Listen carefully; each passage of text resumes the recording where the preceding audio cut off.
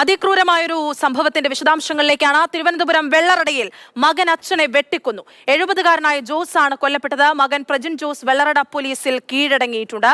ജിബിൻ ജെബിയാണ് വിശദാംശങ്ങളുമായി ചേരുന്നത്. ജിബിൻ, തലസ്ഥാനത്ത് വീണ്ടും അരും കൊലപാതകം, മകൻ അച്ഛനെ കൊന്നെന്ന് ഞെട്ടിപ്പിക്കുന്ന വാർത്ത. എന്താണ് വിശദാംശങ്ങൾ? എന്താണ് ഇതിനകത്തേക്ക് നയിച്ചത്?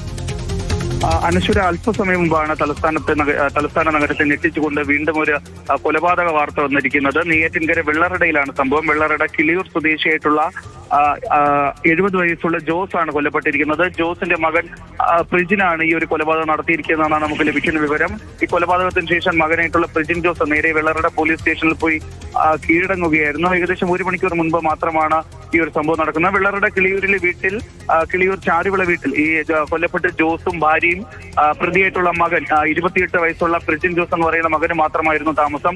വീട്ടിന്റെ അടുക്കളയിലാണ് ഈ ഒരു മൃതദേഹം കാണപ്പെട്ടത്. കൊലപാതകത്തിന് ശേഷം മകൻ തന്നെയാണ് പോലീസ് സ്റ്റേഷനിൽ പോയി കീഴടങ്ങിക്കൊണ്ട് ഈ ഒരു മരണ വാർത്ത, ഈ ഒരു കൊലപാതകത്തിന്റെ കാര്യം പോലീസ് സ്റ്റേഷനിൽ അറിയിക്കുന്നത്. തുടർന്നാണ് പോലീസ് വീട്ടിലെത്തി പരിശോധിച്ചപ്പോൾ മൃതദേഹം അടുക്കളയിൽ കാണുന്നത്.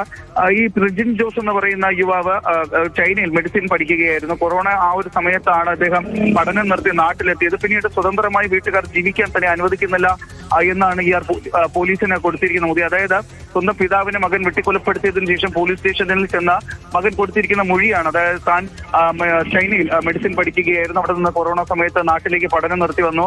അതിനുശേഷം തന്റെ സ്വതന്ത്രമായിട്ടുള്ള ജീവിതത്തിന് വീട്ടുകാർ അനുവദിക്കുന്നില്ല എന്ന് പറഞ്ഞുകൊണ്ടാണ് സ്വന്തം പിതാവിനെ ഈ പ്രിജിൻ ജോസ് എന്ന് പറയുന്ന 28-കാരൻ വെട്ടിക്കൊലപ്പെടുത്തിയിരിക്കുന്നത്. എന്നിട്ട് സ്വയം പോയി പോലീസ് സ്റ്റേഷനിൽ കീഴടങ്ങുകയായിരുന്നു. എന്തായാലും പ്രിജിൻ ഈ മരിച്ച 70 വയസ്സുള്ള ജോസിന്റെ മൃതദേഹം ഇപ്പോൾ പോലീസ് വീട്ടിലെ ഇൻക്വസ്റ്റ് നടപടികൾ പൂർത്തിയാക്കി തിരുവനന്തപുരം മെഡിക്കൽ കോളേജിലേക്ക് മാറ്റിയിട്ടുണ്ട്. പോലീസ് വിശദമായ ഒരു അന്വേഷണത്തിലേക്ക് കടന്നിരിക്കുകയാണ്. കാരണം ഈ കോവിഡ് കാലത്ത് പഠനം നിർത്തി ചൈനയിലുള്ള മെഡിസിൻ പഠനം പൂർത്തിയാക്കി നാട്ടിലെത്തി എന്ന് പറയുന്നു. പിന്നീട് തന്റെ സ്വൈര്യ ജീവിതത്തിന് വീട്ടുകാർ തടസ്സം നിൽക്കുന്നുവെന്നാണ് ഈ മകൻ മൊഴി നൽകിയിരിക്കുന്നത്. വിശദാംശങ്ങൾ നൽകിക്കൊണ്ടിരിക്കുന്നത്. തിരുവനന്തപുരം വെള്ളറടയിലാണ് മകൻ അച്ഛനെ വെട്ടിക്കൊന്നു എന്ന വാർത്ത.